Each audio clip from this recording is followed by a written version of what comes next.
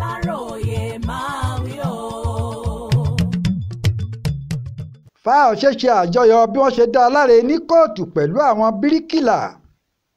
Gómìnà ìpínlẹ̀ Èkìtì tẹ́lẹ̀ Ayọ̀délé Fáyọ̀ṣe ṣe bẹbẹ pẹ̀lú bó ṣe ṣe àjọyọ̀ bí ilé-ẹjọ́ gíga ìjọba àpapọ̀ tó wà nípínlẹ̀ Èkó ṣe dá a láre tí wọ́n sì yọ̀ǹdẹ̀ lórí ẹjọ́ táwọn EFCC pé takò lórí ẹ̀sùn ìkówójẹ oní bílíọ̀nù 2 náírà àtààbọ̀ dín díẹ̀ 2.2 billion naira.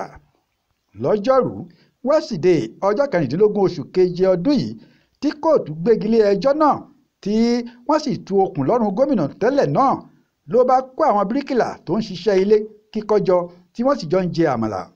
Nínú fọ́nrán tí Lérè Adéyínká tí í ṣe agbẹnusọ mínísítà fún olú ìlú orílẹ̀-èdè yìí l'Àbújá Nyesom Wike gbé síta ọ̀hún ni wọ́n ti gbé àga àti tébùrù oníke irú èyí tí wọ́n máa ń lò lóde ayẹyẹ síwájú Fáyọ̀ṣe pẹ̀lú abọ́ àmàlà tó ń yọ eruku lálá. Àwọn òṣìṣẹ́ mọlémọlé bíi 12 ọ̀hún náà ni wọ́n dúró gògògò yíká pẹ̀lú abọ́ àmàlà tí wọ́n náà lọ́wọ́ wọn.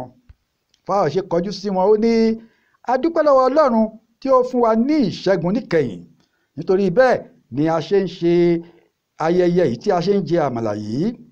Jésù Kristi sọ pé àwọn èèyàn mi nìyí, ṣe ráwọn ọkùnrin dáadáa tí wọ́n yí mi ká yìí, àwọn tèmi nìyẹn. A padà ṣẹ́gun lẹ́yìn ọdún 7, a fi ọpẹ́ fún Ọlọ́run, gbogbo ọpẹ́ tí Ọlọ́run ni. Ṣé ẹ̀ ń gbádùn àmàlà yín? Ẹ máa jẹun lọ.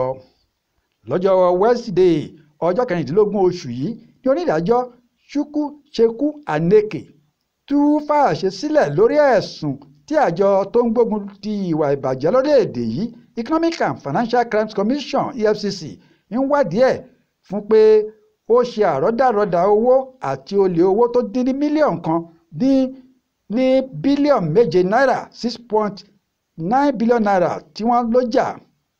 Àlàyé tí àwọn agbẹjọ́rò Fáyọ̀ṣe ṣe fún ilé-ẹjọ́ ni pé kò sọ̀rọ̀ lórí ẹ̀sùn tí wọ́n fi kàn án. Adájọ́ ní àwọn àjọ EFCC kò ní ẹ̀rí tó fojú hàn láti fi ẹ̀sùn ohun tí wọ́n ló ṣe kàn án, nítorí bẹ́ẹ̀ ló yìí ṣe dá a láre tó fòpin sí ẹjọ́ àti bí ọdún 7 náà.